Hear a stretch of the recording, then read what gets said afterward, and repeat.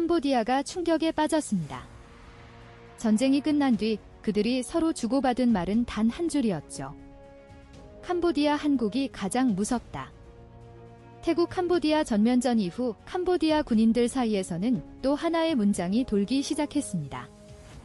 이번 전쟁의 진짜 승자는 태국이 아니라 한국 무기를 가진 나라다.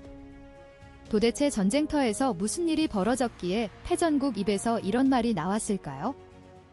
캄보디아 전역에 퍼진 한국에 대한 충격적인 소문을 처음부터 끝까지 풀어드리겠습니다. 캄보디아가 왜 이 전쟁에서 졌는지를 제대로 이해하려면 먼저 그들이 왜 처음에 이길 수 있다고 자신만만하게 생각했는지부터 알아야 합니다. 제가 만난 캄보디아 전직 장교 중 한 명이 저한테 이런 말을 하더라고요. 우리는 진심으로 이길 수 있다고 굳게 믿었습니다. 그게 허풍이나 허세가 아니라 나름대로 객관적인 근거가 있었다고요. 그 근거가 과연 무엇이었냐면 바로 지난 몇 년에 걸쳐서 중국에서 사들인 대량의 최신 무기들이었습니다. 캄보디아가 중국한테서 얼마나 많은 무기를 들여왔는지 제가 파악한 내용을 숫자로 정리해서 말씀드릴게요. 먼저 VT-4라는 주력 전차를 도입했는데요. 이게 중국 노린코라는 대형 방산업체에서 만든 최신형 전차거든요. 125mm 활강포의 최신 사격 통제 장치까지 장착된 꽤 괜찮아 보이는 물건이에요. 한 대 가격이 대략 100만 달러 정도인데 우리 돈으로 환산하면 한 15억 원 정도 하는 거예요. 이게 미국이나 독일 같은 서방 선진국에서 만든 전차들 가격이 보통 500만 달러에서 많게는 1000만 달러까지 가거든요. 그러니까 중국제는 그것들의 절반도 안 되는 가격인 셈이에요. 캄보디아 입장에서는 가성비가 끝내준다고 판단한 거죠. 그 다음에 방공 시스템도 제대로 갖췄습니다. 중거리 방공 미사일 시스템인 HQ-17은 사거리가 한 15km 정도 되고요. KS-1이라는 건 사거리가 무려 40km나 됩니다. 중국에서 기술자들이 직접 캄보디아로 건너와서 이 시스템들을 설치해주면서 캄보디아군 관계자들한테 큰 소리를 쳤다고 해요. 이 정도 방공망을 갖추면 태국 전투기가 감히 캄보디아 영공 근처에도 얼씬거리지 못할 겁니다.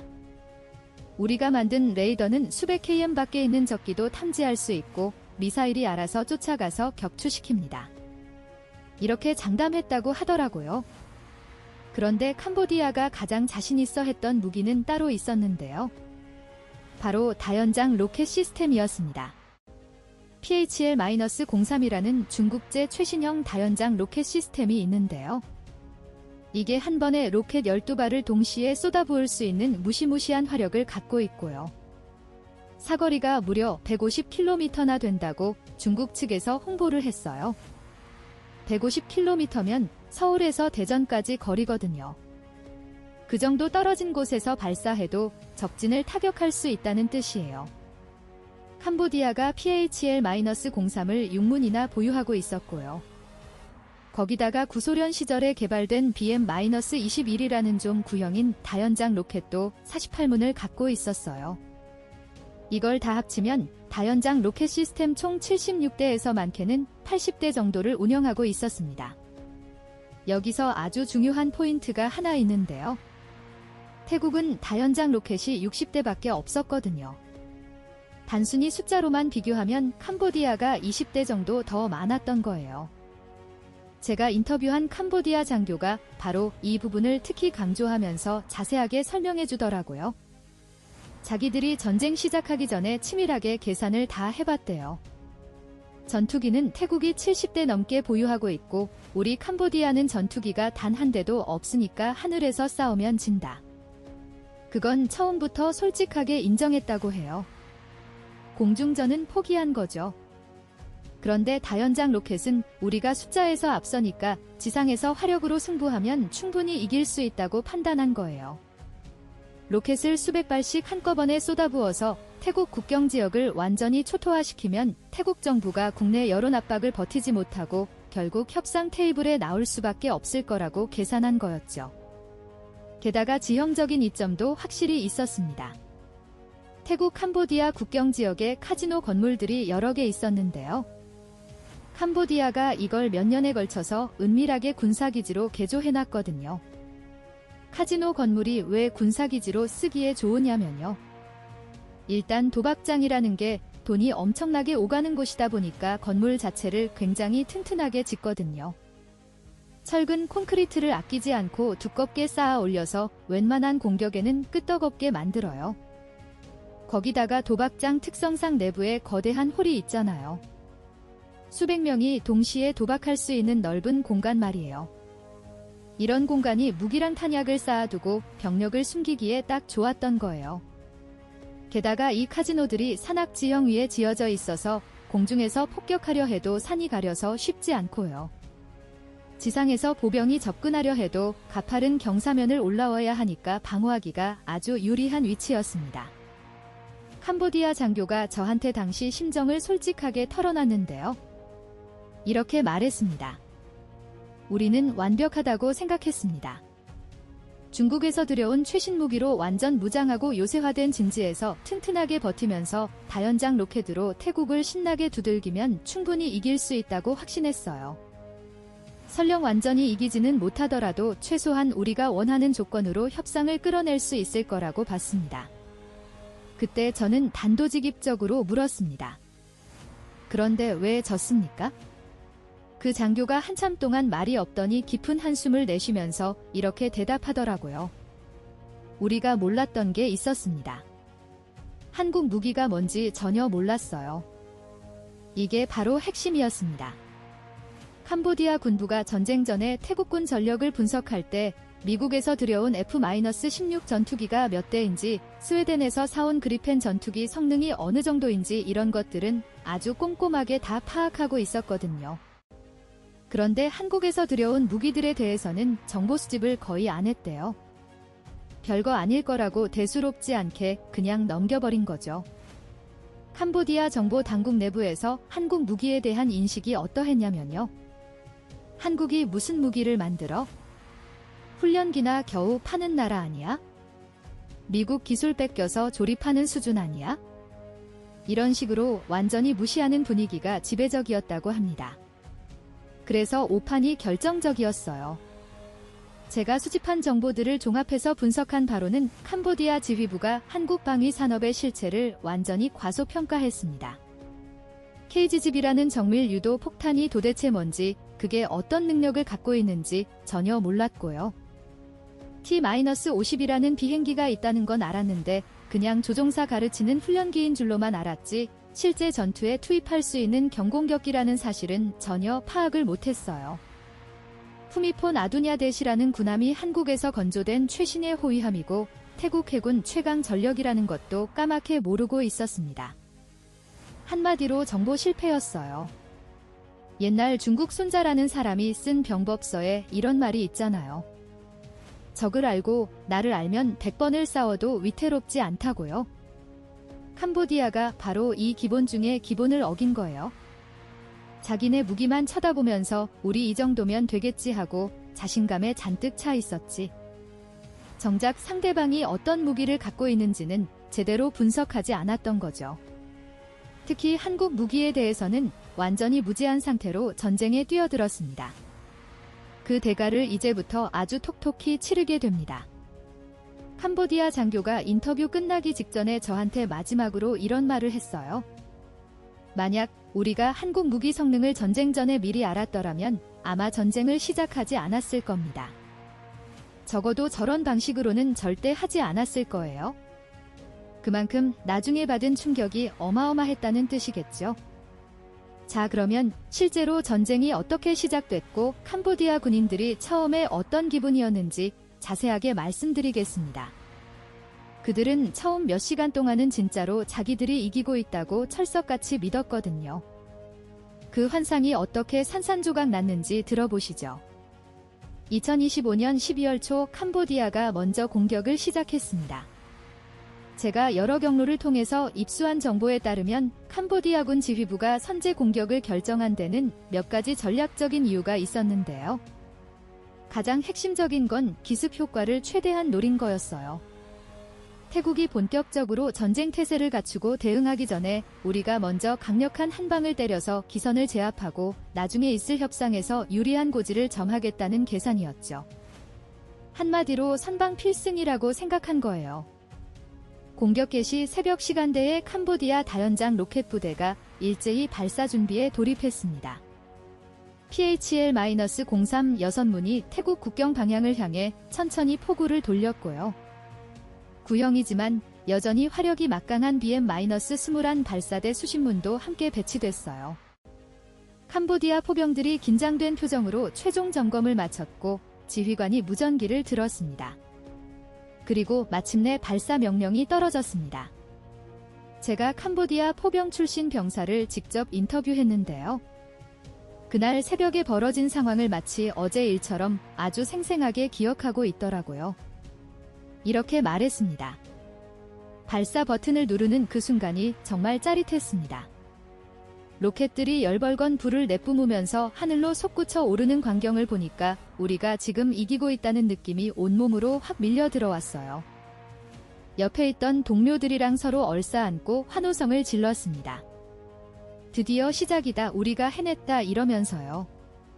다연장 로켓이라는 무기가 어떤 건지 좀 더 자세히 설명드리면요. 이게 일반 대포처럼 한 발씩 쏘는 게 아니라 수십 발의 로켓을 한꺼번에 동시다발적으로 발사하는 시스템이에요. PHL-03 한문에서만 로켓 12발이 연속으로 튀어나가거든요. 이게 6문이면 72발이 거의 동시에 하늘을 가르며 날아가는 겁니다. 거기다가 BM-21은 한 문당 20발을 쏠 수 있어요. 이것들까지 다 합치면 수백 발의 로켓이 마치 불빛처럼 태국 국경 지역을 향해 쏟아져 내린 거예요. 하늘이 열벌게졌다고 표현한 병사도 있었습니다. 로켓들이 포물선을 그리면서 날아가더니 태국 쪽 땅에 떨어지기 시작했어요. 쾅쾅쾅 하는 폭발음이 연속으로 들려왔습니다. 캄보디아 진지에서 그 소리를 듣고 있던 병사들한테는 그게 승리의 팡파르처럼 들렸겠죠. 드디어 우리가 적을 때리고 있다, 이기고 있다는 확신에 가득 찼을 거예요. 실제로 태국 쪽에 상당한 피해가 발생했습니다. 태국 국경 마을 여러 곳에 로켓이 떨어졌고요. 민간인 사상자가 다수 나왔어요. 집들이 폭발에 부서지고 불이 났고 도로가 파헤쳐졌고 사람들이 공포에 질린 비명을 지르며 이리저리 도망쳤습니다. 평화롭던 시골 마을이 순식간에 아비규환이 된 거죠. 캄보디아군 지휘부의 첫 번째 전황 보고가 올라왔을 때 분위기가 아주 좋았다고 해요. 보고 내용이 이랬습니다. 공격 성공, 태국 측 혼란 상태 진입, 아군 피해 전무, 적 반격 징후 현재까지 없음. 이런 보고서를 받아든 캄보디아 장성들이 얼마나 의기양양했겠어요. 우리 계획대로 완벽하게 진행되고 있다. 역시 선제 공격이 답이었다. 이러면서 자신감이 하늘을 찔렀겠죠. 제가 인터뷰한 장교도 그때 자기 기분이 인생 최고였다고 솔직하게 말하더라고요. 이대로 며칠만 더 밀어붙이면서 로켓 공격을 계속하면 태국 정부가 국내 여론 압박을 못 버티고 휴전하자, 협상하자 이러면서 나올 거라고 확신했대요. 우리 작전이 완벽하게 들어맞고 있다고 굳게 믿었던 거죠. 그런데 캄보디아가 기뻐하면서 간과한 게 있었어요. 다연장 로켓 공격이라는 게 적한테 공포심을 주고 겁을 먹이기에는 확실히 효과가 좋은데 치명적인 단점이 하나 있거든요. 정밀도가 심하게 떨어진다는 거예요. 다연장 로켓은 특정 건물이나 특정 군사시설을 콕 집어서 정확하게 맞히는 무기가 아니라 그냥 일정한 지역에 무차별적으로 포탄을 퍼붓는 무기예요. 군사기지를 노리고 발사했는데 바람 방향이 바뀌거나 조준이 조금만 틀어져도 엉뚱하게 옆에 있는 민간인 마을에 떨어지는 경우가 허다합니다. 캄보디아 로켓이 태국 민간인들을 죽였어요. 그것도 한두 명이 아니라 수십 명의 민간인이 사망했고 수백 명이 크고 작은 부상을 입었습니다. 어린아이들도 있었고 노인들도 있었어요. 그냥 평범하게 집에서 자고 있다가 갑자기 떨어진 로켓에 목숨을 잃은 거죠. 이게 캄보디아한테는 전략적으로 치명적인 실수가 됐어요. 왜냐하면 태국 국민 여론이 그야말로 폭발해버렸거든요. 원래 국경에서 벌어지는 소규모 분쟁이나 충돌 정도는 태국 국민들도 어느 정도 익숙해서 그러려니 하고 넘어갈 수도 있었어요. 그런데 민간인이 수십 명씩 죽으니까 얘기가 완전히 달라진 거예요. 태국 언론이 24시간 내내 이 소식을 대대적으로 보도하면서 난리가 났고요. 분노한 국민들이 전국 각지에서 거리로 쏟아져 나와서 정부더러 당장 강력하게 보복하라고 아우성을 쳤습니다. 태국 총리실 앞에서 대규모 시위가 벌어졌고요. 인터넷에는 캄보디아를 응징해야 한다는 글이 폭주했습니다. 태국 총리가 긴급 기자회견을 열어서 국민들 앞에 엄숙하게 선언했어요. 우리 태국은 이번 비겁하고 야만적인 기습 공격에 대해서 단호하고 강력하게 대응할 것입니다. 캄보디아가 뿌린 씨앗을 반드시 거두게 해주겠습니다. 우리 국민의 피는 절대로 헛되이 흘리지 않을 것입니다. 외교적 해결이고 평화적 협상이고 뭐고 아무것도 없었어요. 국민 여론이 너무나 격앙돼서 협상이나 대화 같은 단어는 입에 올리지도 못할 분위기가 형성된 거예요. 캄보디아 입장에서는 완전히 뜻밖의 상황이 전개된 겁니다. 태국을 적당히 겁줘서 협상 테이블로 끌어내려고 했는데 오히려 태국 국민 전체를 완전히 빡치게 만들어버린 거죠. 잠자는 사자 코털을 건드린 격이에요. 저한테 이런 말을 솔직하게 털어놓은 캄보디아 장교가 있었어요. 우리는 태국이 좀 맞으면 놀라서 물러날 줄 알았습니다. 협상하자고 먼저 손을 내밀 줄 알았어요. 근데 우리 예상과 정반대로 오히려 눈에 불을 켜고 이를 악물고 달려들더라고요. 그때부터 뭔가 심각하게 잘못됐다는 불길한 느낌이 들기 시작했습니다. 그래도 캄보디아 지휘부는 아직까지 자신감을 완전히 잃지는 않았어요. 로켓 공격은 계속 진행하고 있었고요. 태국 공군 전투기가 출격했다는 정보 보고가 올라왔지만 그게 뭐 어쩌냐, 우리한테 중국제 방공 미사일이 있잖아 하면서 대수롭지 않게 여겼대요. 태국 비행기를 알아서 격추해줄 거다. 중국 기술자들이 최신 시스템이라고 그렇게 자신있게 말했으니까 믿어보자, 이런 분위기였다고 합니다. 그런데 그날 밤 이 전쟁의 양상을 송두리째 바꿔버릴 충격적인 일이 벌어졌습니다. 12월 11일 새벽 5시경이었는데요. 캄보디아군이 임시사령부로 사용하고 있던 톰마다 카지노라는 8층짜리 대형 건물에서 갑자기 하늘이 뒤집어질 것 같은 엄청난 폭발이 일어났어요. 제가 직접 인터뷰한 생존 병사가 그때 상황을 증언했는데요. 듣고 있으니까 소름이 돋을 정도로 공포스럽더라고요. 이렇게 말했습니다. 저는 그때 마침 카지노 건물 바깥쪽 초소에서 보초를 서고 있었어요. 새벽이라 사방이 조용했는데 갑자기 하늘에서 쉬익하는 이상한 소리가 들리더니 건물이 펑 하고 터졌습니다. 8층짜리 거대한 콘크리트 건물 정가운데가 뻥 뚫리면서 안에서부터 와르르 무너지기 시작했어요. 저는 폭발 충격으로 귀가 멍해져서 주변 소리가 하나도 안 들렸는데 건물이 마치 슬로우 모션처럼 천천히 쓰러지는 게 바로 눈앞에 생생하게 보였습니다. 악몽 같았어요. 여기서 굉장히 이상한 점이 하나 있었어요. 적 비행기가 날아오는 엔진 소리를 아무도 듣지 못했다는 겁니다. 상식적으로 생각해보면 공중에서 폭격을 하려면 전투기가 목표물 위로 직접 날아와야 하잖아요. 그러면 당연히 제트 엔진 굉음이 들리게 돼 있거든요. 전투기 소리가 얼마나 큰지 아시잖아요. 귀가 찢어질 것 같은 굉음이에요. 그런데 이 공격은 비행기 소리가 전혀 없었대요. 하늘은 조용했는데 갑자기 건물이 터진 거예요. 그래서 처음에는 병사들이 다들 혼란에 빠져서 이게 미사일 공격인가 했대요. 순항 미사일 같은 게 날아온 건가 하고 생각한 거죠. 캄보디아군 지휘부에 긴급 보고가 올라갔는데요. 보고서 내용이 이랬대요. 톰마다 카지노 피격, 사령부 기능 완전 상실, 사상자 다수 발생 중. 공격 방식 현재로서는 불명. 공격 방식 불명이라는 마지막 문구가 핵심이었어요. 도대체 뭘로 맞은 건지 알 수가 없으니까 어떻게 대응을 해야 할지도 알 수가 없잖아요. 캄보디아 장교가 저한테 그때 심정을 이렇게 토로했습니다. 우리는 완전히 당황했습니다. 적 비행기가 접근했으면 당연히 레이더에 잡혔어야 하는데 화면에 아무것도 안 떴거든요. 순항 미사일이 날아왔다면 발사 지점이 탐지됐어야 하는데 그것도 전혀 없었어요. 솔직히 말씀드리면 마치 유령한테 맞은 것 같았습니다. 보이지 않는 적한테 공격당한 기분이었어요. 그날 밤 사령부 건물 안에 있던 캄보디아 군인 6명이 그 자리에서 즉사했고요. 수십 명이 중경상을 입었습니다. 8층짜리 튼튼한 철근 콘크리트 건물이 앙상한 뼈대만 남긴 채 처참하게 무너져 내렸어요. 나중에 건물 잔해를 전문가들이 조사해보니까 충격적인 사실이 밝혀졌는데요. 폭탄이 건물 정중앙부 즉 엘리베이터 통로가 지나가는 코어 부분을 정확하게 관통해서 내부에서 폭발한 거였어요. 건물 구조에 대해서 조금이라도 아시는 분들은 바로 이해하시겠지만 엘리베이터 코어라는 게 고층 건물에서 척추 역할을 하거든요. 건물 전체 하중을 지탱하는 핵심 구조물이에요. 바로 그 급소를 정확하게 가격한 거죠. 우연히 그 부분에 맞은 게 절대 아니에요. 처음부터 노리고 정밀하게 겨냥해서 때린 거였습니다.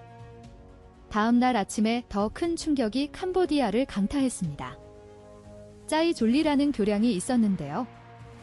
이 다리가 캄보디아군이 최전선으로 무기랑 탄약이랑 식량이랑 병력을 실어 나르는 거의 유일한 주요 보급로였거든요. 이 다리가 끊기면 전선에 있는 캄보디아군이 후방과 완전히 단절되는 거예요. 아침에 태국 공군 F-16 전투기 2대가 이 다리를 폭격해서 차선 하나를 날려버렸는데 그래도 다리가 완전히 끊기지는 않았어요.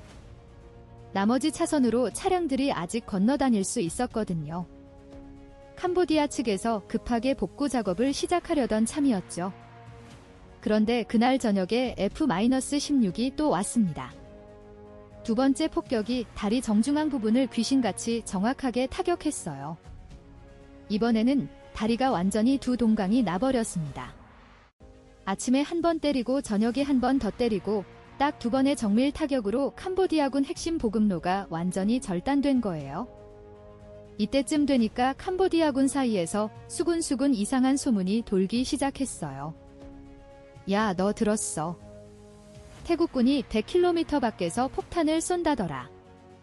무슨 소리야? 100km면 여기서 푸놈펜까지 거리잖아. 그게 말이 돼? 근데 진짜래. 레이더에도 안 잡히고 비행기 소리도 안 나는데 갑자기 건물이 터진다더라. 처음에는 다들 말도 안 되는 헛소리라고 웃어넘겼대요. 100km면 서울에서 평택이나 천안까지 거리거든요. 그 정도 떨어진 데서 폭탄을 던져서 건물 한가운데를 콕 집어서 맞힌다고요? 그게 무슨 정밀 유도 미사일도 아니고 그냥 폭탄인데요. 상식적으로 납득이 안 가잖아요. 그런데 나중에 알고 보니까 그 소문이 전부 사실이었습니다. 한국이 개발하고 제조한 KGGB라는 정밀 유도 폭탄이었어요. 제가 이 무기가 정확히 어떤 물건인지 어떤 원리로 100km를 날아가서 목표물을 맞히는지 그리고 왜 캄보디아군한테 그토록 심각한 충격과 공포를 안겨줬는지 아주 자세하게 설명드리겠습니다. 그날 밤 톰마다 카지노 사령부가 폭격당하고 나서 캄보디아군 병사들 사이에서 특별한 별명이 붙은 무기가 있었다고 해요. 유령 폭탄이라고요. 소리도 없이 기척도 없이 어디선가 귀신처럼 날아와서 목표물만 귀신같이 정확하게 때리고 흔적도 없이 사라지는 유령 같은 폭탄. 그게 바로 한국이 만든 물건이었습니다. 캄보디아군 사이에서 유령 폭탄이라고 불리던 그 무기의 정체가 무엇이었냐면요. 바로 KGGB라는 한국산 정밀 유도 폭탄이었습니다. 제가 이 무기에 대해서 자세하게 설명을 드려야 캄보디아군이 왜 그토록 공포에 질렸는지 이해가 되실 거예요. KGGB라는 이름이 좀 생소하실 텐데요. 이게 영어 약자를 한글로 읽은 거예요. 풀어서 설명드리면 코리아 GPS 가이드 밤의 줄임말인데 쉽게 말해서 한국이 독자적으로 개발한 GPS 유도 폭탄이라는 뜻입니다. 그런데 이게 세상에 흔히 널려있는 그냥 평범한 유도 폭탄이 아니에요. 일반적인 유도 폭탄은 목표물에서 대략 10km에서 길어봐야 20km 정도 떨어진 거리에서 투하해야 하거든요. 세계적으로 가장 많이 쓰이는 미국제 제이담이라는 유도 폭탄이 딱 그 정도 사거리를 갖고 있어요. 20km면 서울 도심에서 분당이나 일산 정도 거리인데 그 정도까지 접근해야 폭탄을 떨어뜨릴 수 있다는 뜻이죠. 그런데 한국이 만든 KGB는요. 무려 100km 밖에서 투하해도 목표물을 정확하게 맞힐 수 있습니다. 미국이 만든 제이담보다 사거리가 5배나 긴 거예요. 100km면 서울에서 천안이나 평택을 훌쩍 넘어가는 거리인데 그 정도 떨어진 곳에서 폭탄을 던져서 원하는 목표물을 정확하게 타격할 수 있다는 겁니다. 어떻게 이런 게 가능한 건지 제가 기술적인 원리를 좀 설명드릴게요. 비결은 바로 접이식 활공 날개에 있습니다. KGB에는 특수 설계된 날개가 접힌 상태로 장착되어 있는데요. 폭탄이 전투기에서 분리되는 순간 이 날개가 쫙 펼쳐지면서 마치 글라이더처럼 하늘을 활공하면서 날아갑니다. 일반 폭탄은 떨어뜨리면 그냥 중력에 의해서 밑으로 떨어지잖아요. 포물선을 그리면서 아래로 곤두박질 치는 거죠. 그런데 KGB는 날개가 있어서 떨어지는 게 아니라 앞으로 날아가요. 높은 고도에서 투하하면 이 날개를 타고 100km도 넘게 멀리까지 활공해 나갈 수 있는 거예요. 거기다가 GPS 위성 유도 장치와 관성 항법 장치가 동시에 탑재되어 있어서 목표물 좌표만 입력해주면 폭탄이 알아서 스스로 경로를 계산하고 방향을 조정하면서 찾아갑니다. 조종사가 특별히 신경 쓸 것도 없어요. 그냥 안전한 거리에서 폭탄 투하 버튼만 누르고 유유히 기지로 복구하면 됩니다. 폭탄이 알아서 목표물까지 날아가서 명중시키니까요. 이게 전투기 조종사 입장에서 얼마나 획기적인 건지 한번 생각해 보시면요. 예전 같았으면 적 방공망을 목숨 걸고 뚫고 들어가서 목표물 바로 위까지 날아가야 했어요. 그 과정에서 지대공 미사일에 맞거나 대공포에 격추당해서 전사하는 조종사들이 수없이 많았거든요.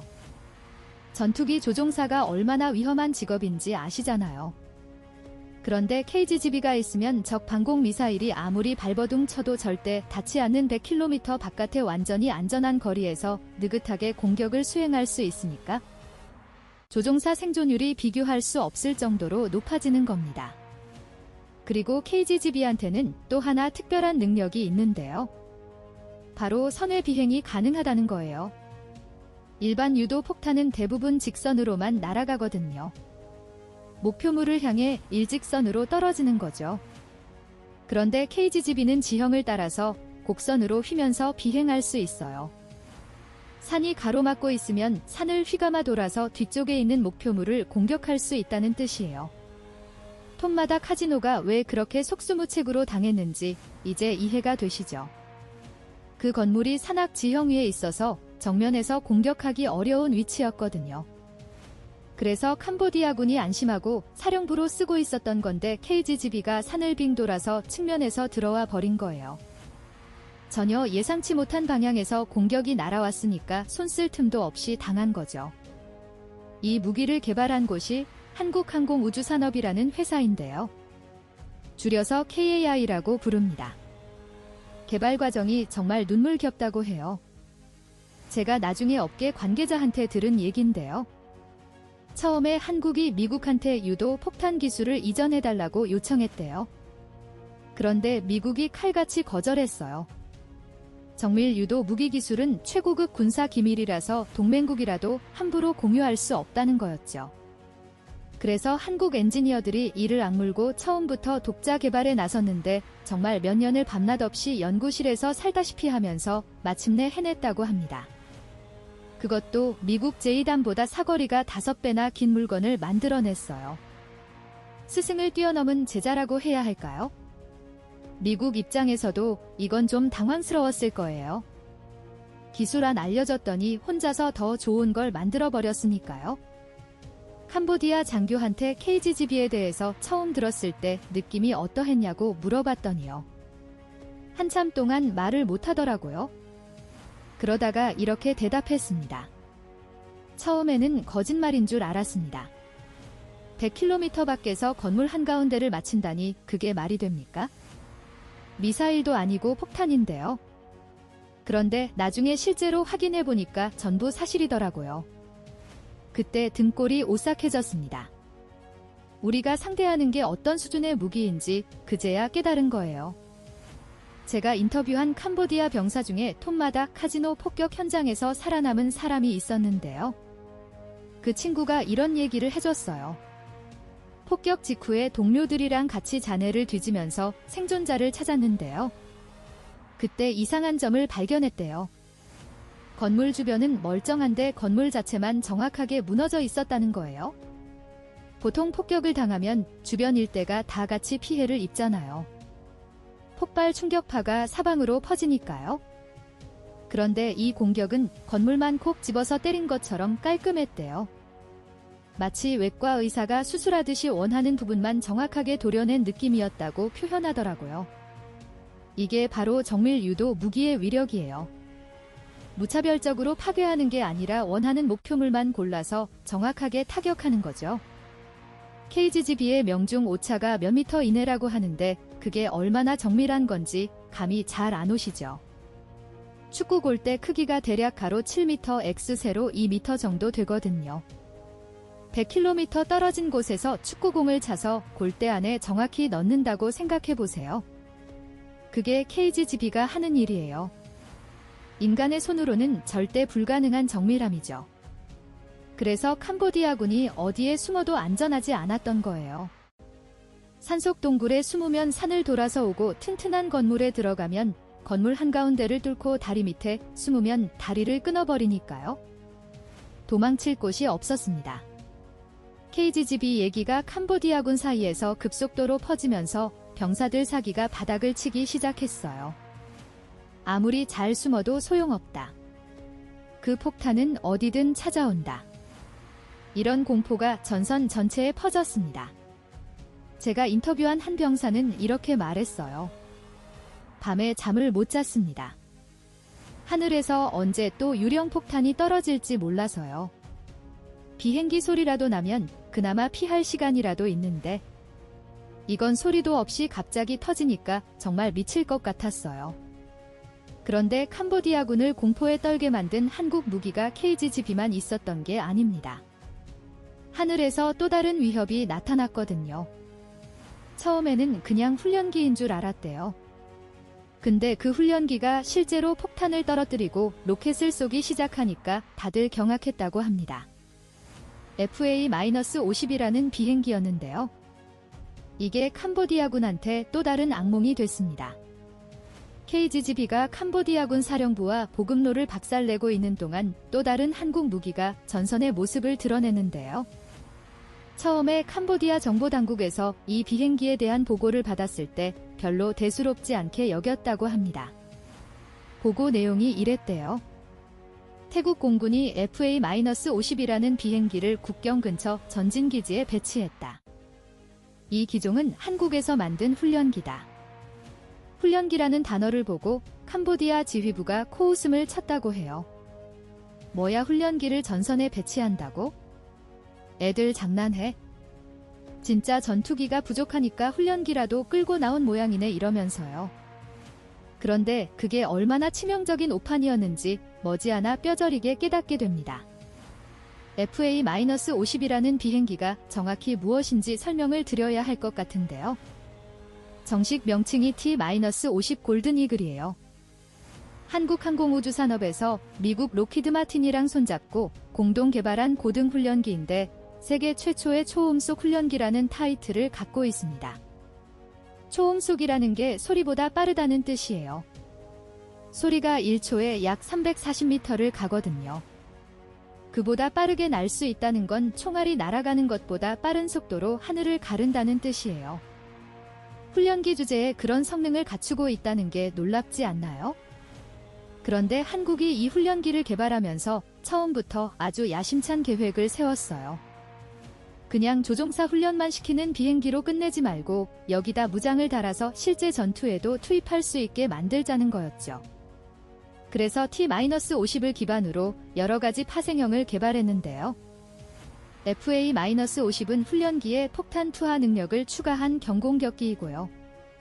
여기서 한 발 더 나아가서 공대공 미사일까지 장착할 수 있게 만든 경전투기예요. 훈련기로 시작했지만 실전에서도 충분히 싸울 수 있는 전투기가 된 거죠. 태국이 바로 이 FA-50 시리즈를 한국에서 도입했습니다. 태국형 맞춤 버전으로 FA-50TH라고 부르는데 TH가 태국의 약자예요. 2015년부터 도입을 시작해서 현재 12대를 운영하고 있었는데요. 지금까지는 주로 신참 조종사들 훈련시키는 용도로만 사용했거든요. 실전에 투입해 본 적은 단 한 번도 없었어요. 그런데 이번 전쟁에서 태국 공군 지휘부가 기발한 아이디어를 낸 겁니다. F-16 같은 고성능 전투기는 운영비가 어마어마하게 들어요. 1시간 비행하는 데 드는 비용이 우리 돈으로 거의 1,000만 원 가까이 되거든요. 연료비, 정비비, 부품 교체비 이런 거 다 합치면요. 그러니까 24시간 내내 하늘에 띄워놓는 건 예산상 불가능해요. 그런데 FA-50TH는 운영비가 F-16의 3분의 1밖에 안 됩니다. 1시간에 300만 원 정도예요. 게다가 덩치가 작고 가벼워서 이착륙도 빠르고 소규모 기지에서도 운영이 가능하거든요. 그러니까 F-16은 대규모 정밀 타격 작전에 투입하고 FA-50TH는 국경 순찰이랑 긴급 대응용으로 쓰면 딱이겠다고 판단한 거예요.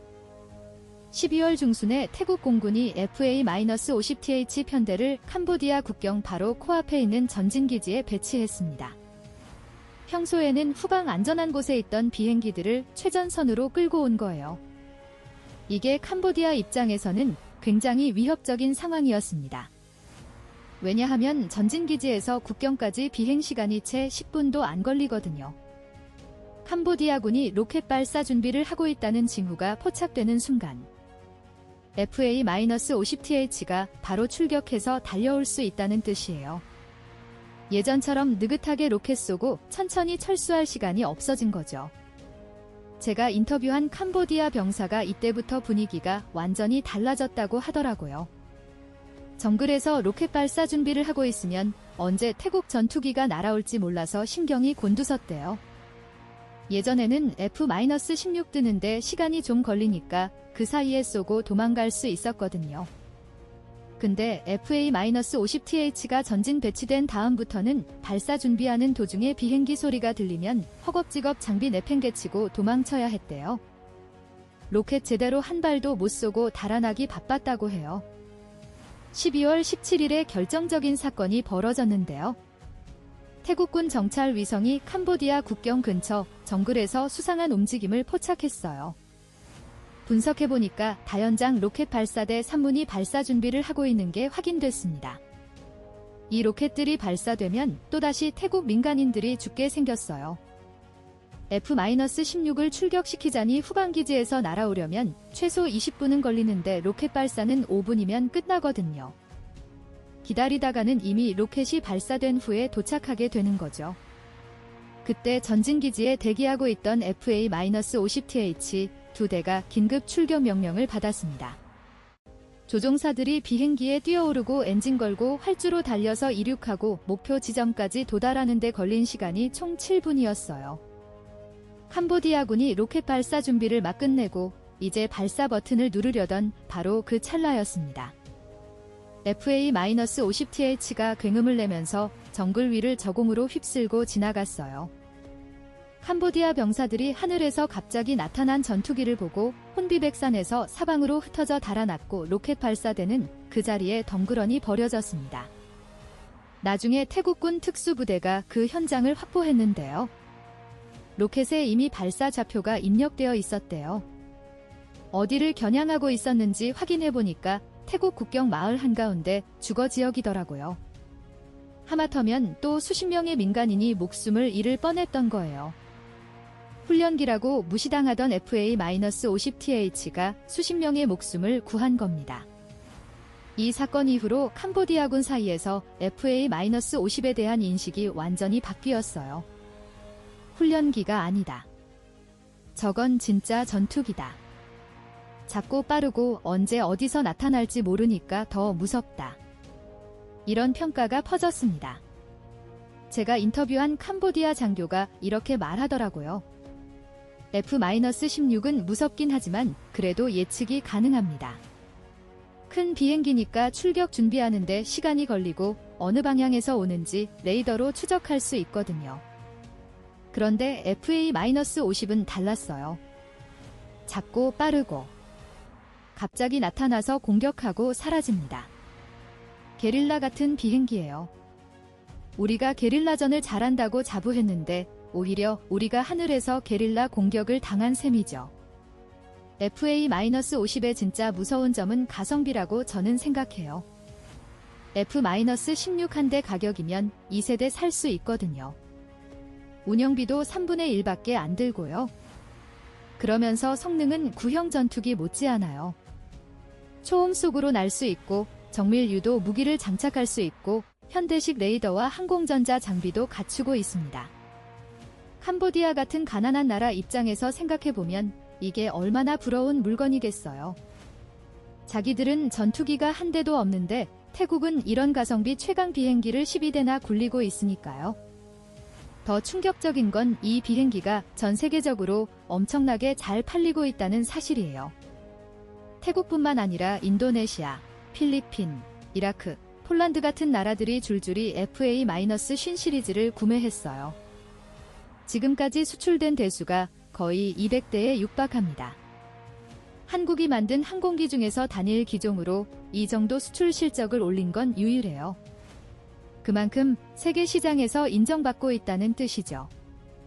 이번 전쟁은 실전 능력을 전 세계에 생생하게 증명하는 기회가 됐습니다. 훈련기라고 무시당하던 비행기가 실제 전쟁터에서 결정적인 순간에 민간인을 구하고 적의 공격을 저지하는 화력을 펼쳤으니까요. 제가 들은 바로는 이 소식이 퍼진 후에 FA-50 구매를 문의하는 나라가 부쩍 늘었다고 합니다. 특히 동남아시아랑 중동 쪽에서 관심이 높대요. 자, 여기까지가 하늘 얘기인데요. 캄보디아를 공포에 떨게 만든 한국 무기가 하늘에만 있었던 게 아닙니다. 바다에서도 악몽이 기다리고 있었거든요. 캄보디아 해군 관계자한테 들은 얘긴데요. 태국 해군에 괴물 같은 군함이 한 척 있다고 하더라고요. 그 배 한 척이 캄보디아 해군 전체를 꼼짝 못하게 만들었대요. 그것도 한국에서 만든 배였습니다.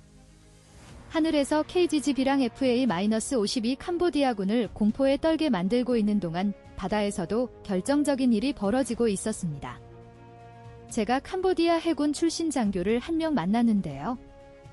이 사람이 저한테 정말 충격적인 이야기를 해줬어요. 태국 해군의 괴물 같은 배가 한 척 있다고요. 그 배 이름이 푸미폰 아두냐댓인데 태국전 국왕 이름을 따서 지은 거예요. 이 배가 어디서 만들어졌냐면 바로 한국입니다. 대우조선해양이라는 회사에서 건조했는데 지금은 회사 이름이 하나오션으로 바뀌었어요. 3,000톤급 호위함인데요. 2019년에 태국 해군에 인도됐고 현재 태국 해군이 보유한 수상 전투함 중에서 가장 강력한 전력이에요. 이 배가 왜 괴물이라고 불리는지 성능을 좀 설명드릴게요. 일단 크기부터 말씀드리면 길이가 123m 정도 되는데 축구장 길이가 보통 100m거든요. 그러니까 축구장보다 좀 더 긴 거예요. 여기에 최신 무장이 빼곡하게 실려 있습니다. 함대공 미사일이 있어서 적 비행기나 미사일을 요격할 수 있고요. 함대함 미사일이 있어서 적 군함을 타격할 수 있고요. 어뢰가 있어서 잠수함도 공격할 수 있고요. 함포도 있어서 지상 목표물도 때릴 수 있어요. 만능 전투함이라고 보시면 됩니다. 특히 레이더 시스템이 아주 뛰어난데요. 동시에 여러 개의 목표물을 탐지하고 추적하면서 위협 순서를 계산해서 자동으로 대응할 수 있는 능력을 갖추고 있습니다. 적 전투기가 날아오든 함대함 미사일이 날아오든 적 함정이 접근하든 전부 다 잡아내서 요격할 수 있어요. 캄보디아 해군이 뭘 갖고 있는지 비교해드리면요. 솔직히 비교 자체가 민망한 수준이에요. 캄보디아 해군 전체를 다 합쳐봐야 소형 초계정이랑 경비정 몇 척이 전부거든요. 배수량 몇백 톤짜리 조그만 배들이에요. 푸미폰 아두냐데 탄척이 3,000톤인데 캄보디아 해군 배들 다 합쳐도 그것보다 작을거려. 화력 차이는 말할 것도 없고요. 푸미폰 아두냐대 탄척하고 캄보디아 해군 전체가 싸우면 누가 이기겠어요? 뻔한 결과잖아요. 캄보디아 해군 장교가 저한테 이렇게 털어놨어요. 우리는 처음부터 바다에서 싸울 생각이 없었습니다. 상대가 안 되니까요. 그냥 항구에 배를 묶어두고 숨어 있으려고 했어요. 근데 문제는 우리가 안 나가도 저쪽에서 들어온다는 거였습니다. 무슨 말이냐면요. 태국 해군이 푸미폰 아두냐댓을 앞세워서 캄보디아 해안 봉쇄 작전을 시작한 거예요. 캄보디아 남쪽에 시아누크빌이라는 항구 도시가 있는데 이게 캄보디아가 가진 유일한 대형 항구거든요. 중국하고 교역하는 화물 대부분이 이 항구를 통해서 들어오고 전쟁 물자도 마찬가지였어요. KGB가 육상 보급로인 짜이 졸리 교량을 끊어버렸잖아요. 그러면 이제 남은 보급 통로가 바다밖에 없는 거예요. 중국에서 보내주는 무기랑 탄약이랑 연료가 배에 실려서 시아누크빌로 들어오고 거기서 트럭에 옮겨 실어서 전선으로 보내는 루트였거든요. 태국 해군이 바로 이 해상 루트를 틀어막겠다고 나선 겁니다. 푸미폰 아두냐댓을 시아누크빌로 향하는 주요 항로에 딱 버티고 서서 지나가는 선박들을 하나하나 전부 검문하기 시작했어요. 캄보디아 국적 선박이든 제3국 국적 선박이든 상관없이 일단 다 세웠습니다. 어디서 왔냐, 어디로 가냐, 뭘 싣고 있냐, 화물칸 열어봐라 이렇게 꼼꼼하게 확인하고 무기나 군수 물자가 발견되면 즉시 압류하거나 돌려보냈어요. 캄보디아 정부가 격렬하게 항의했습니다. 이건 명백한 국제법 위반이다. 공해상에서 다른 나라 선박을 멋대로 세우고 검문할 권리가 어디 있냐고요. 그런데 태국 측 논리도 있었어요. 전시 상황에서 교전국으로 들어가는 군수 물자 수송을 차단하는 건 국제법상 허용되는 교전 행위라는 거였죠. 실제로 국제법에 그런 조항이 있긴 해요. 해석의 여지가 있어서 나중에 법적 분쟁이 생길 수도 있겠지만 일단 전쟁이 끝나야 그런 논의도 하는 거잖아요. 당장은 태국 해군이 바다를 완전히 장악한 상태였습니다. 캄보디아 해군이 이걸 막으려고 나섰을까요? 제가 인터뷰한 해군 장교가 쓴웃음을 지으면서 이렇게 말하더라고요. 나가서 뭘 막으려 합니까? 우리 배가 항구를 나서는 순간 격침당할 텐데요. 푸미폰 아두냐댓 탄척이 우리 해군 전체보다 강합니다. 나가면 죽어요. 그냥 항구에 처박혀 있을 수밖에 없었어요. 해상 봉쇄가 본격적으로 시작되고 며칠이 지나자 효과가 바로 나타났습니다. 캄보디아 전선에서 탄약 부족 현상이 심각해지기 시작한 거예요. 원래 중국에서 보내주는 물자로 버티고 있었는데 그게 바다에서 막히니까 보급이 뚝 끊긴 거죠. 다연장 로켓을 쏘고 싶어도 쏠 로켓탄이 없는 상황이 된 겁니다. 더 결정적인 건 연료 부족이었어요. 전차든 트럭이든 장갑차든 연료가 있어야 움직이잖아요. 캄보디아는 산유국이 아니라서 연료를 전부 수입에 의존하거든요. 해상 봉쇄로 연료 수입이 막히니까 캄보디아군 기갑부대가 꼼짝을 못하게 됐습니다. 중국에서 사들인 VT-4 전차가 60대나 있었는데 기름이 없어서 그냥 정글에 세워둘 수밖에 없었어요. 전차라는 게 움직여야 무기지 가만히 서 있으면 그냥 거대한 철 덩어리에 불과하잖아요. 그런데 여기서 더 충격적인 일이 벌어졌어요. 중국제 무기들이 줄줄이 문제를 일으키기 시작한 겁니다. 아까 캄보디아가 중국한테서 방공 시스템을 사왔다고 말씀드렸잖아요. HQ-17이랑 KS-1 말이에요. 이게 태국 전투기를 격추시켜줄 거라고 믿었는데 실전에서는 완전히 다른 결과가 나왔습니다. 태국 공군이 전자전이라는 걸 썼거든요. 전자전이 뭐냐면 적의 레이더나 통신 장비를 전파 방해로 먹통으로 만드는 거예요. 쉽게 말해서 적의 눈을 멀게 하고 귀를 막아버리는 겁니다. 태국군이 전자전 장비를 가동하니까 캄보디아 방공 레이더 화면이 갑자기 하얘지면서 아무것도 안 뜨기 시작했대요. 적 비행기가 날아오는지 안 오는지 전혀 알 수가 없게 된 거죠.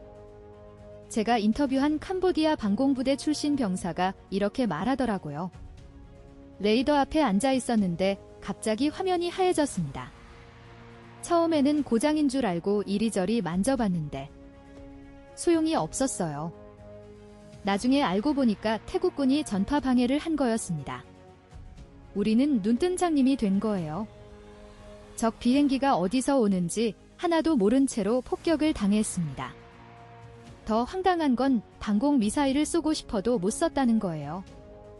미사일이 적기를 추적하려면 레이더가 목표물 정보를 보내줘야 하는데 레이더가 먹통이니까 미사일도 어디로 날아가야 할지 모르는 거죠. 사거리 40km를 자랑하던 미사일이 단 한 발도 발사되지 못했습니다. 중국 기술자들이 완벽한 방공망을 만들어줬다고 큰 소리쳤던 그 시스템이 실전에서는 종이장처럼 뚫린 거예요. 그리고 더 충격적인 사건이 터졌는데요. 중국제 전차 VT-4의 포신 폭발 사고였습니다. 이건 태국 쪽에서 일어난 일이에요. 태국도 중국에서 VT-4 전차를 60대 정도 사서 운영하고 있었거든요. 이번 전쟁에서 화력 지원용으로 투입했는데 문제가 생겼습니다. 12월 중순 어느 날 태국군 VT-4 전차 한 대가 캄보디아군 진지를 향해 포격을 하고 있었어요. 이틀 동안 쉬지 않고 200발 넘게 쏘았는데 갑자기 포신이 펑 하고 터져버렸습니다. 포신이라는 게 대포에서 포탄이 날아가는 기다란관 있잖아요. 그게 한가운데서 찢어진 거예요. 전차 안에 있던 승무원 3명이 부상을 당했고 전차는 완전히 폐기 처분해야 했습니다. 이 사진이 인터넷에 퍼지면서 난리가 났어요. 전차 포신에는 수명이라는 게 있거든요. 포탄을 몇 발까지 쏠 수 있는지 정해져 있다는 뜻이에요.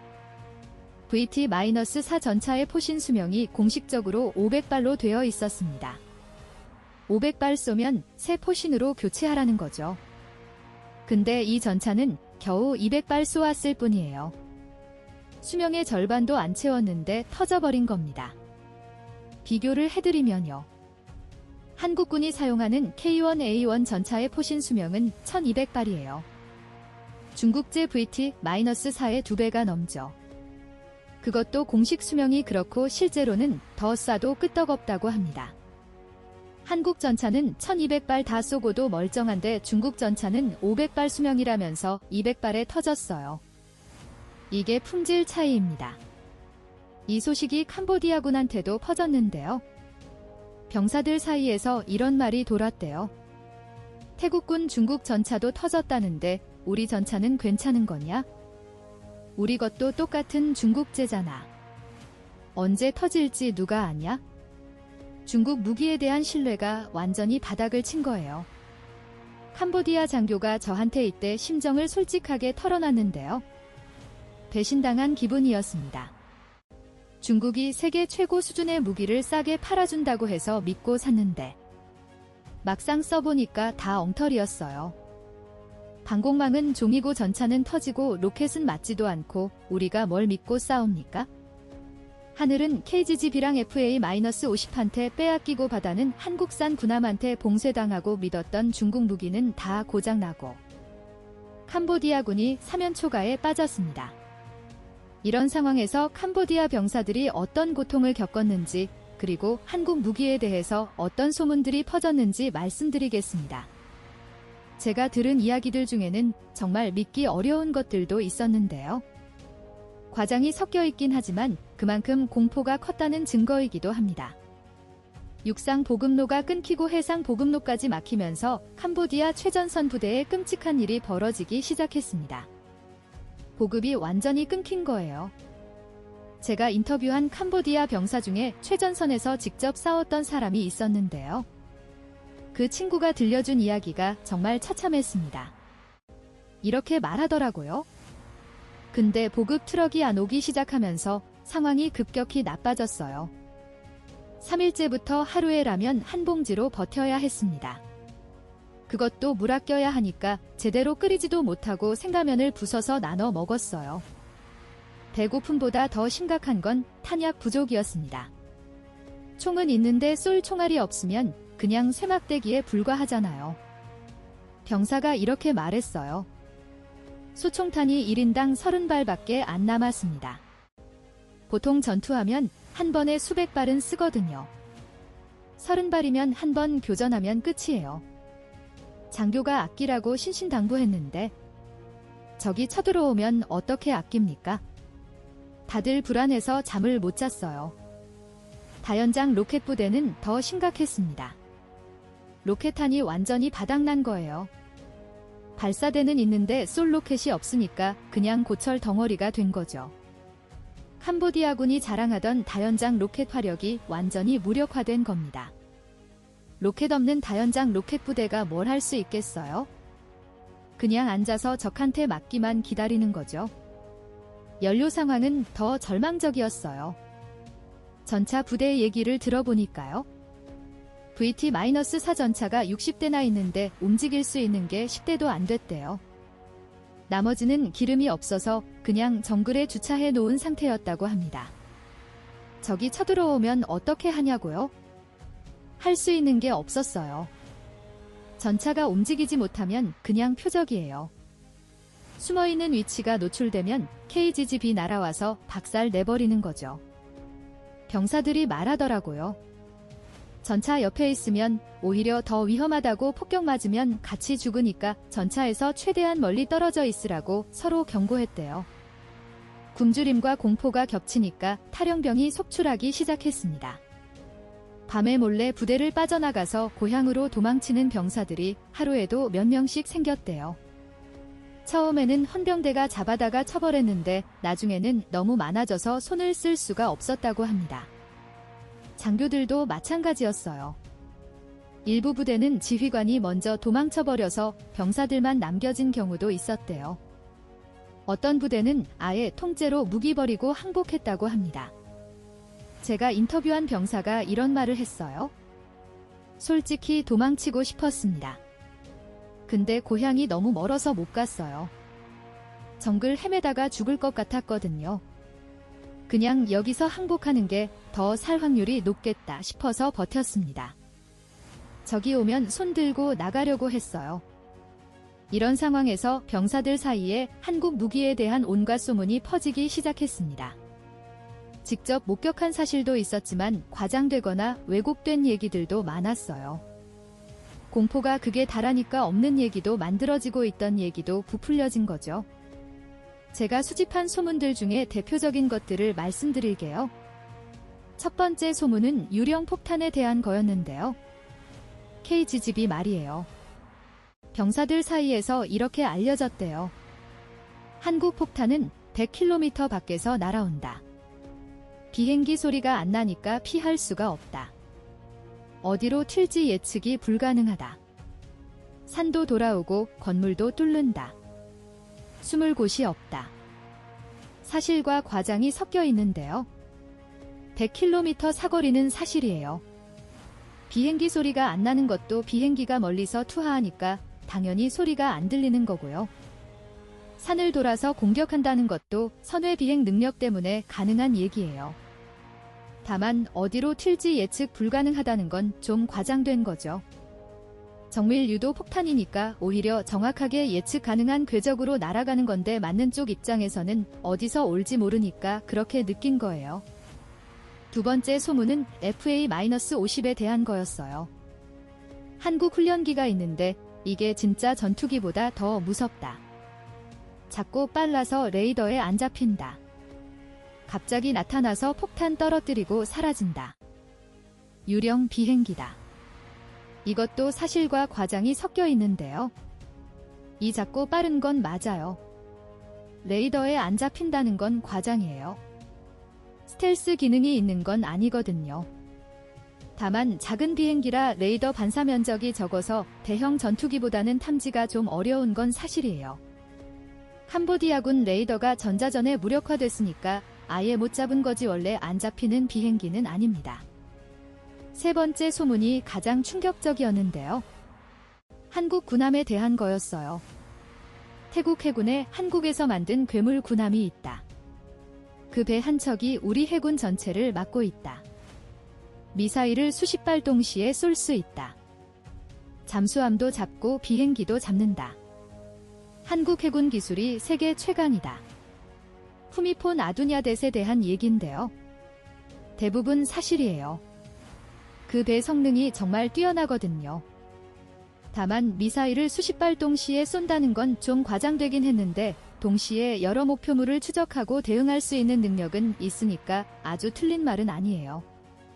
한국 해군 기술이 세계 최강이라는 것도 좀 과장이긴 한데 적어도 동남아시아에서는 최고 수준인 건 맞습니다. 네 번째 소문이 가장 흥미로웠는데요. 한국 무기 전체에 대한 평가예요. 캄보디아 사람들 사이에서 이렇게 정리가 됐대요. 한국 무기는 미국 무기만큼 좋은데 가격은 절반이다. 중국 무기는 싸지만 실전에서 못 써먹고 한국 무기는 싸면서도 성능이 좋다. 한국이 무기를 팔면 기술 이전도 해주고 애프터 서비스도 잘해준다. 중국은 팔고 나면 나 몰라라 한다. 앞으로 무기 사려면 한국에서 사야 한다. 중국 무기는 다시는 사면 안 된다. 이건 상당히 정확한 평가예요. 한국 무기가 가성비 면에서 세계 최고 수준인 건 방위산업 전문가들 사이에서 이미 정설이거든요. 그리고 중국 무기의 애프터 서비스 문제도 실제로 많이 지적되는 부분이에요. 팔고 나서 부품 공급이나 기술 지원이 제대로 안 된다는 불만이 여러 나라에서 나오고 있거든요. 반면 한국은 기술 이전에도 적극적이고 판매 후 지원도 충실하다는 평가를 받고 있어요. 이런 소문들이 캄보디아 전역에 퍼지면서 한국이라는 나라에 대한 인식 자체가 완전히 바뀌었습니다. 제가 만난 캄보디아 사람들 중에 이런 말을 하는 경우가 많았어요. 전쟁 전에는 한국 하면 케이팝이랑 드라마 생각했는데 지금은 무기 생각이 먼저 난다고요. 한국이 이렇게 무서운 나라인 줄 몰랐다고요. 특히 군 관계자들 사이에서 한국에 대한 평가가 급격히 달라졌어요. 제가 인터뷰한 캄보디아 전직 장교가 이렇게 말하더라고요. 솔직히 인정합니다. 한국이 대단한 나라예요. 우리가 한국을 너무 얕봤습니다. 훈련기나 만드는 나라라고 무시했는데 그게 얼마나 어리석은 생각이었는지 뼈저리게 깨달았어요. 한국은 하늘도 장악하고 바다도 장악하고 땅도 장악할 수 있는 무기를 다 만들 수 있는 나라입니다. 그리고 그 무기들이 진짜 실전에서 먹힌다는 게 이번에 증명됐잖아요. 더 놀라운 건 적국이었던 캄보디아 사람들 중에서도 한국 무기를 사고 싶다는 의견이 나온다는 거예요. 제가 들은 바로는 캄보디아 군부 일각에서 전쟁 후에 이런 논의가 있었대요. 우리도 한국 무기를 사야 하는 거 아니냐? 중국 무기로는 한국 무기를 이길 수가 없다. 차라리 우리도 한국에서 무기를 들여오면 방어력이 훨씬 올라갈 거다. 물론 현실적으로 쉽지는 않아요. 캄보디아랑 한국 사이에 군사 협력 관계가 있는 것도 아니고 정치적으로 복잡한 문제가 많으니까요. 하지만 적국 군부에서조차 한국 무기를 인정하고 도입을 검토한다는 것 자체가 대단한 거잖아요. 그만큼 이번 전쟁에서 한국 무기가 보여준 성능이 충격적이었다는 뜻이에요. 이번 전쟁의 여파는 캄보디아에만 국한되지 않았습니다. 동남아시아 전체에 파장이 퍼졌어요. 태국이 한국 무기로 이렇게 압도적인 승리를 거뒀다는 소식이 주변 나라들에 전해지면서 다들 깜짝 놀란 거죠. 필리핀, 말레이시아, 인도네시아, 베트남 같은 나라들이 이 전쟁을 아주 관심 있게 지켜봤습니다. 왜냐하면 이 나라들도 비슷한 고민을 갖고 있거든요. 미국 무기는 너무 비싸고 중국 무기는 성능이 의심스럽고 러시아 무기는 우크라이나 전쟁 때문에 공급이 불안정하고 이런 상황에서 한국 무기가 가성비 최고라는 게 실전으로 증명됐으니까 당연히 관심이 쏠릴 수밖에 없죠. 실제로 이번 전쟁 이후에 동남아시아 여러 나라에서 한국 무기 도입 문의가 급증했다고 합니다. 필리핀은 FA-50을 추가로 더 사기로 했고 KF-21 전투기에도 관심을 보이고 있어요. 말레이시아는 FA-50-18대를 주문했고 천공방공 미사일도 검토 중이고요. 베트남은 K9 자주포를 계약했어요. 인도네시아는 잠수함을 한국에서 사기로 했고요. 동남아시아 무기시장에서 한국의 존재감이 급격히 커지고 있는 겁니다. 반면에 중국은 이번 전쟁으로 엄청난 타격을 입었어요.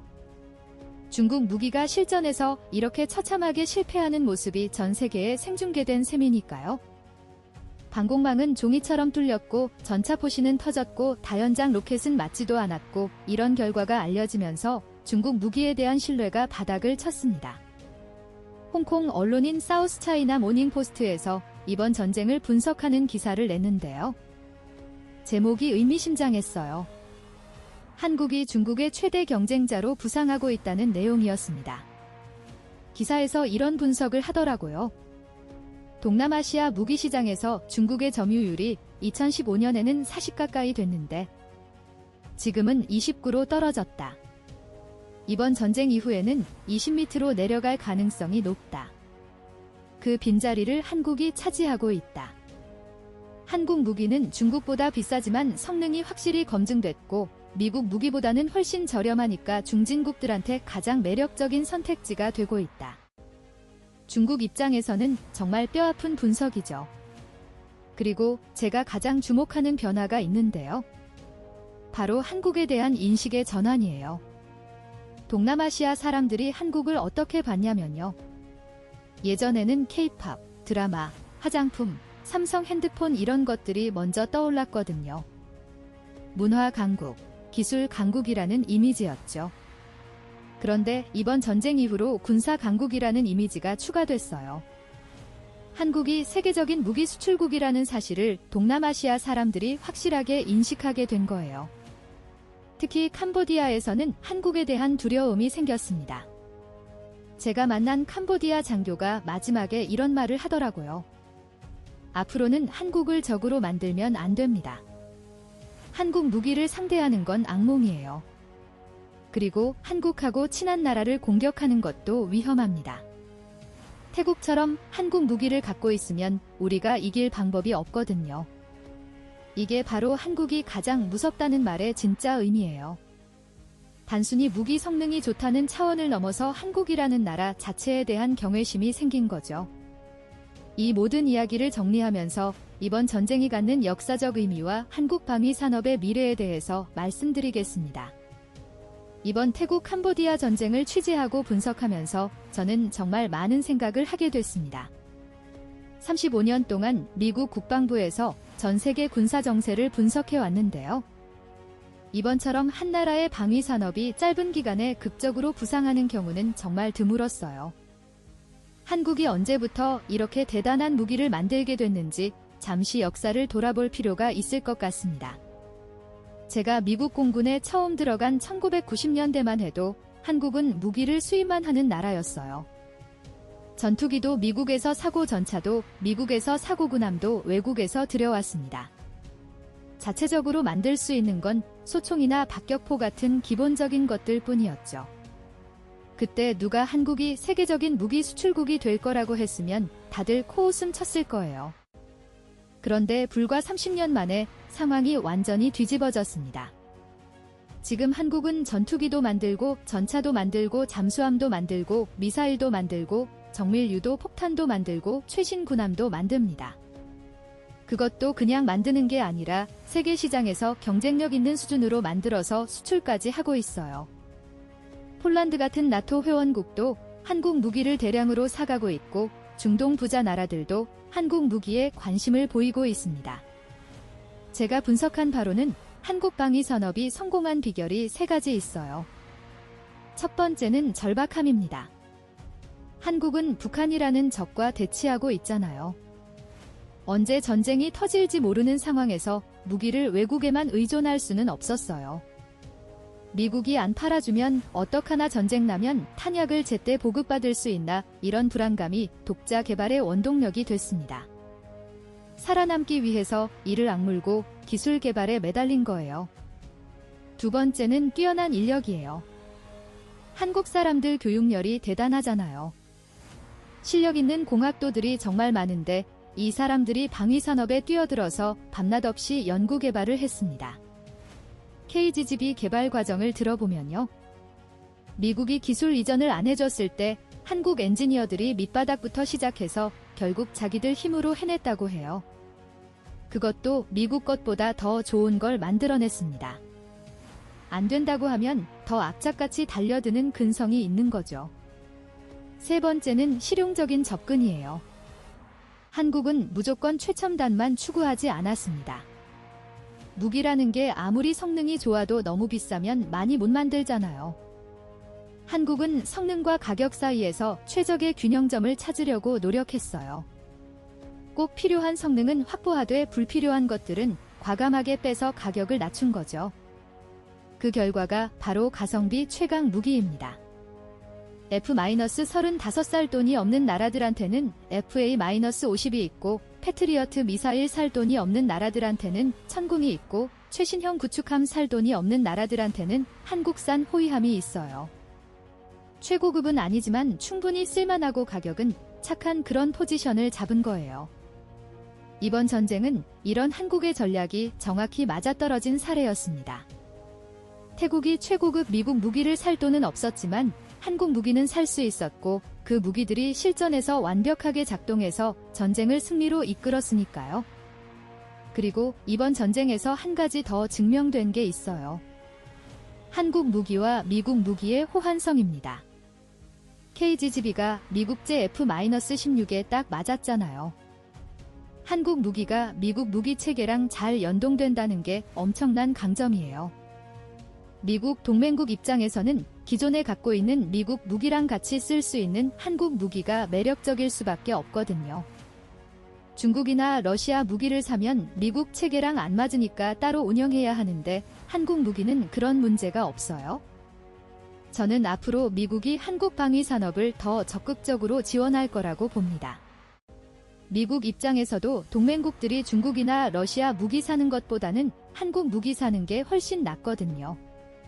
어차피 미국 것 살 돈이 없는 나라들이면 한국 것이라도 사서 우리 편에 붙어 있는 게 좋잖아요. 이번 전쟁의 최대 승자가 누구냐고 물으시면 군사적으로는 당연히 태국이에요. 영토도 지키고 적을 압도했으니까요. 하지만 방위 산업 측면에서는 한국이 최대 승자라고 감히 말씀드릴 수 있습니다. 한 푼도 안 들이고 전 세계를 상대로 한국 무기의 실전 능력을 광고한 셈이니까요. KGB가 100km 밖에서 목표물을 정확히 맞히는 영상. FA-52 긴급 출격해서 민간인을 구하는 뉴스. 후미폰 아두냐데디 바다를 완전히 장악했다는 보도, 이런 것들이 전 세계 방송과 인터넷을 통해서 퍼져나갔거든요. 어떤 광고보다 효과적인 홍보였습니다. 그리고 마지막으로 제가 이번 취재에서 가장 인상 깊었던 순간을 말씀드리면서 마무리하겠습니다. 캄보디아 전직 장교를 인터뷰하고 헤어지려는데 그 사람이 저한테 이런 질문을 하더라고요. 한국 사람들은 자기 나라 무기가 이렇게 대단한 거 알고 있나요? 저는 잠시 생각해보다가 대답했습니다.